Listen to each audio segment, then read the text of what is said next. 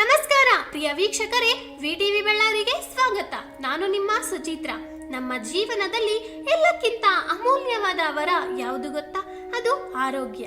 ಆರೋಗ್ಯವಿಲ್ಲದೆ ಸಂಪತ್ತು ಅರ್ಥವಿಲ್ಲ, ಪ್ರೀತಿ ಸಾರ್ಥಕವಾಗುವುದಿಲ್ಲ, ಜೀವನದ ಸೌಂದರ್ಯವೇ ಕಾಣದು. ಇಂತಹ ಅಮೂಲ್ಯವಾದ ಆರೋಗ್ಯದ ದೈವ ಆಯುರ್ವೇದದ ಮೂಲ ಪುರುಷ ಧನ್ವಂತರಿ ದೇವರು.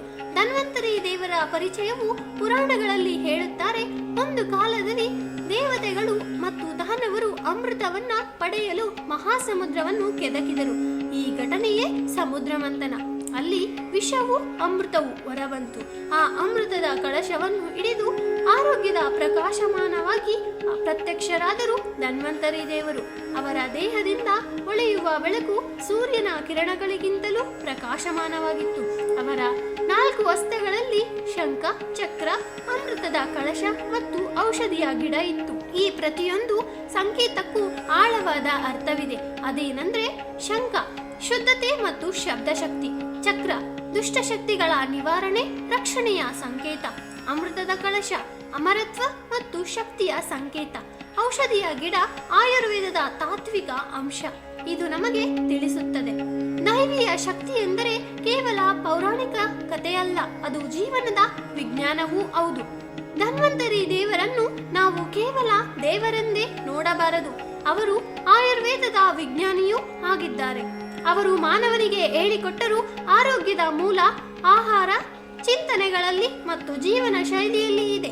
ಆಯುರ್ವೇದವು ದೇಹ, ಮನಸ್ಸು, ಆತ್ಮ ಈ 3ರ ಸಮತೋಲನವನ್ನು ಕಲಿಸುತ್ತದೆ. ಅವರ ಶಿಷ್ಯರಲ್ಲಿ ಒಬ್ಬರಾದ ಸುಶ್ರುತ ಸಂಹಿತೆ ಎಂಬ ಶಸ್ತ್ರಚಿಕಿತ್ಸೆಯ ಗ್ರಂಥವನ್ನು ರಚಿಸಿದರು.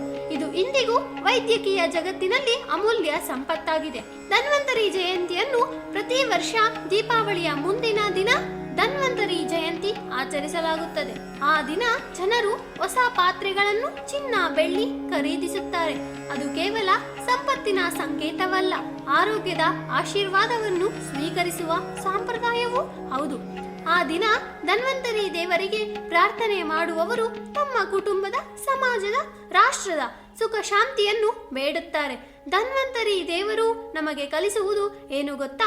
ಆರೋಗ್ಯವೆಂದರೆ ಕೇವಲ ರೋಗವಿಲ್ಲದಿರುವುದು ಅಲ್ಲ, ಅದು ನಗು, ಪ್ರೀತಿ, ಕೃತಜ್ಞತೆ ಮತ್ತು ಶಾಂತಿಯ ಸ್ಥಿತಿ. ಆಯುರ್ವೇದದ ತತ್ವಗಳು ಹೇಳುತ್ತವೆ, ನಮ್ಮ ದೇಹವು ಪ್ರಕೃತಿಯ ಅಂಶಗಳಿಂದ ನಿರ್ಮಿತವಾಗಿದೆ. ಹಾಗಾದರೆ ಆರೋಗ್ಯ ಉಳಿಸಬೇಕಾದರೆ ಪ್ರಕೃತಿಯೊಡನೆ ಸಹಜವಾಗಿ ಬದುಕಬೇಕು. ಹೂವಿನ ಸುಗಂಧವನ್ನು ಅನುಭವಿಸಿ, ಬೆಳಕಿನ ಸೂರ್ಯ ಕಿರಣದಲ್ಲಿ ನಡೆಯಿರಿ, ಮನಸ್ಸನ್ನು ನಗುವಿನಿಂದ ಬೆಳಗಿಸಿ. ಇದು ಧನ್ವಂತರಿಯ ಆಶೀರ್ವಾದವನ್ನು ಜೀವಂತವಾಗಿಡುವ ಮಾರ್ಗ. ನಾವು ಎಲ್ಲರೂ ನಮ್ಮ ಜೀವನದಲ್ಲಿ ಯಶಸ್ಸು, ಪ್ರೀತಿ, ಐಶ್ವರ್ಯ ಬಯಸುತ್ತೇವೆ, ಆದರೆ ಅವುಗಳ ಬೇರು ಆರೋಗ್ಯದಲ್ಲಿದೆ. ಹಾಗಾದರೆ ಇಂದು ನಾವು ಧನ್ವಂತರಿ ದೇವರನ್ನ ಸ್ಮರಿಸೋಣ. ಅವರ ಆಶೀರ್ವಾದದಿಂದ ನಮ್ಮ ಮನಸ್ಸು ಹಗುರವಾಗಲಿ, ನಮ್ಮ ದೇಹ ಬಲಿಷ್ಠವಾಗಲಿ, ನಮ್ಮ ಜೀವನ ಪ್ರಕಾಶವಾಗಲಿ. ಓಂ ಧನ್ವಂತರಿಯೇ ನಮಃ. ಹೀಗೆ ಇನ್ನಷ್ಟು ಹೆಚ್ಚಿನ ಮಾಹಿತಿಗಾಗಿ ನೋಡ್ತಾ ಇರಿ ವಿಟಿವಿ ಬಳ್ಳಾರಿ. ಧನ್ಯವಾದಗಳು.